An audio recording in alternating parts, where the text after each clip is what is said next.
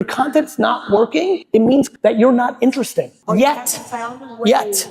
You might not be popping off right now because maybe you should be talking about something else. You might be wanting to talk about accounting, but you love skiing. This is what I really love. I don't think the people in this audience and the world realize making content around the number one thing you love the most in the world is an absolute viable path to a business. You might want to talk about real estate because you think there's money there, but where all your money is in your depth of knowledge of the Wu-Tang Clan. I mean it. And so that's the world we live in now. But brand is everything. You know what it means when you're good at selling? It means you're bad at branding. Because when you're good at branding, it comes to you. You need to post 30 times a day on social media. But you have to be good at it. So what you need to do is what I just said about AI. You need to start Googling and YouTubing and podcasting and educate yourself on something I call SOC, strategic organic content. Not just posting happy fucking Wednesday and hoping it works. I need you to understand the thumbnail, the first 3 seconds, what time you post, how many words, which platform, what's going on LinkedIn carousels that's different than Facebook carousels, Facebook Reels, what are broadcast channels. This is now the television. And until you understand that, you are leaving money on the table. Back to scaring them, this is how it works, brother. Right now, everyone, most likely, is just leaving double growth on the table. And then it becomes the thing that puts them out of business. TikTok is still very hot. Yes. Around the world right yes. now. It shows no sign of slowing down, except of course for the regulators. Yes. What are you telling content creators right now? And frankly, not just content creators, those who enjoy TikTok as it faces the potential ban. It's a long road to being banned in the US, but how do people hedge their bets? I think when I make content, sometimes I'm like, this piece of content that I'm gonna make is gonna hit 45 to 55-year-old first-time moms on the coasts. More New York, LA mentality than London, than Ohio, than Spain. So if I know that I'm doing that, don't you think that my adjectives and analogies tone intent right? Mm-hmm. So I want everyone who's listening to start thinking about cohorts.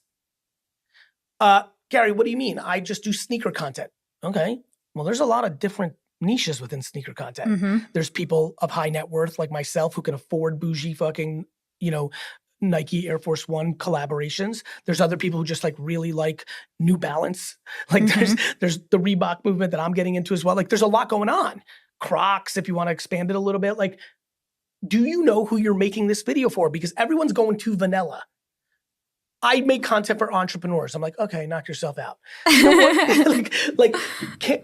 Imagine how much better a piece of content is that you know that I'm gonna make content for first generation Hispanic entrepreneurs that are 18 to 22 that came from immigrant parents that came from Mexico. I'm gonna use analogies. I'm gonna make reference to reggaeton. I'm gonna talk about San Antonio culture. Yep. Like use their slang and however they talk. 100%. It's called relevance, everyone. If you're not relevant to someone, the second I make a long tail barstool joke, every barstool dude is like, fuck yeah. Like it's not super complicated. And so, because everyone gets so boring and vanilla right away. People say to me all the time, they're like, it's a really funny thing that I fuck people up with. Like, because I've been so consistent and growing and all this stuff. But then like sometimes they'll be like, but Gary, you say the same shit. I'm like, what do you want me to make up stuff I don't believe in? And then they go, like if they stick with me in that convo, they start to realize, I say the same macro 15 things, but the way I say it differently and how and where and what and to whom, that's the game. Yeah. So cohorts, these are consumer segmentations. In old television talk, we're trying to reach the 18 to 35-year-old demo. I like to think, and I know I'm looking at your crew a lot because I like doing that. Like, I like to think everyone in here is at a point in their lives where they realize an 18-year-old person and a 32-year-old person, the same person, are very different. So but that was television. You didn't have the internet. Yeah. Now that we have the internet, like everybody who's listening should be posting on Facebook. It's huge still. I'm getting 25, 30-year-old audience on Facebook. Now they're on there like once in a blue moon compared to whatever, but like you should be relevant to Facebook audience. You should be relevant to TikTok audience. Snapchat's culture is slightly different than TikTok's. And TikTok's like, it's all different rooms out there and you want to be in every room. And so what I talk about in the book about cohorts is consumer segmentation. And the reason I say with teeth is Adland, Don Draper, advertising, marketing agencies, the big brands that we work with, the biggest brands in the world. they like to talk about consumer segmentations, but they have one. They're like, we're gonna sell this beer to health-seeking enthusiasts. They make it fucking broad as shit. Because they're gonna make they're gonna make one commercial on television, and health-seeking, what they're basically telling you is like, let's make a beer commercial where like the couple went to yoga and after had a beer. Do you see what they're doing? What I'm saying is if you want that beer to be relevant to a lot of people, like you need to go deeper in that. And it needs to be like yoga moms, young yoga moms in Kansas City. You're gonna make a very different piece of fucking Facebook content or Instagram content than if you say professional moms in New York City who are having their first child at 40 and fuck with yoga. Can you imagine how different those two pieces gotta be? Yeah, very different. Well, that's called fucking cohorts with teeth. I think anybody who relies on TikTok for their career that isn't building out presence on YouTube Shorts, on Snap Spotlight, on Facebook, Instagram, that's just not smart. This goes back to my love affair with accountability. What am I telling them? That they should be diversifying. But they should be diversifying even if there was no ban in front. Tila Tequila dominated MySpace. If she dominated YouTube and Twitter and Facebook, which was the obvious thing to do at the time, she would have been more relevant and had more opportunity for a longer period of time. Forget about bans. 4 years ago, I was yelling at the top of my lungs on 500 pieces of content per month, get on TikTok, get on TikTok, get on TikTok. Tons of Instagram-only content creators did not do that, and they lost their market share. So to me, when Seinfeld's the #1 show on television, you run commercials on it. And when it no longer is, you run commercials somewhere else. That's basically what I'm telling everyone here. Build attention everywhere so that you're not vulnerable. Thank you so much. Have a lot of thoughts on this, as you can imagine.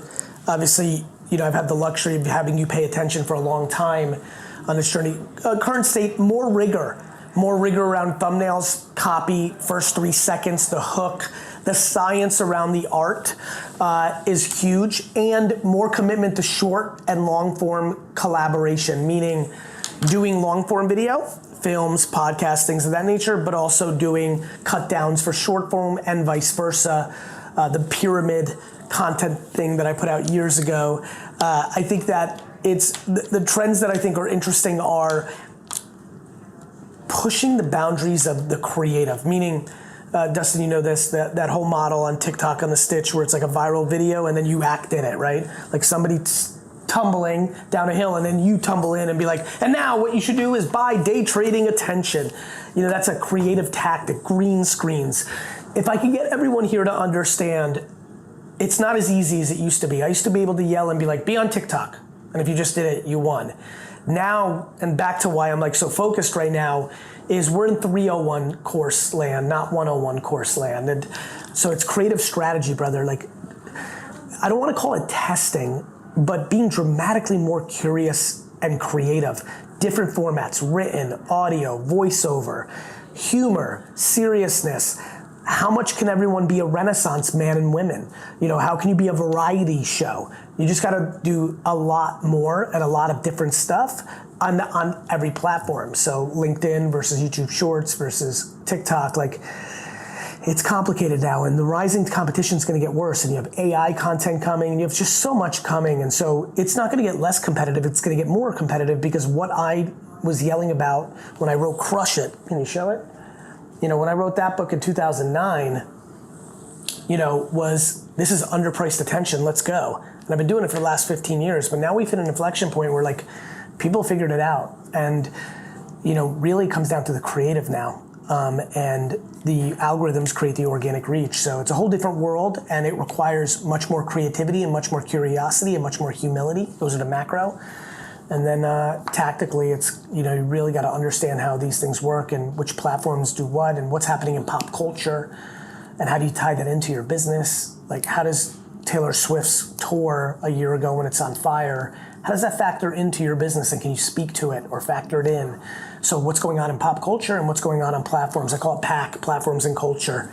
And who are you trying to target? Too many of you are trying to get to everyone. Like, if you're targeting 21 to 27-year-old male carpenters, go more narrow when you make your content there. But that also means you could be selling to 42 to 49-year-old moms, in Seattle that drink high-end coffee and yoga. You can imagine those two groups need different content, but if you're selling coffee or a book, you want both of them to buy. Get it?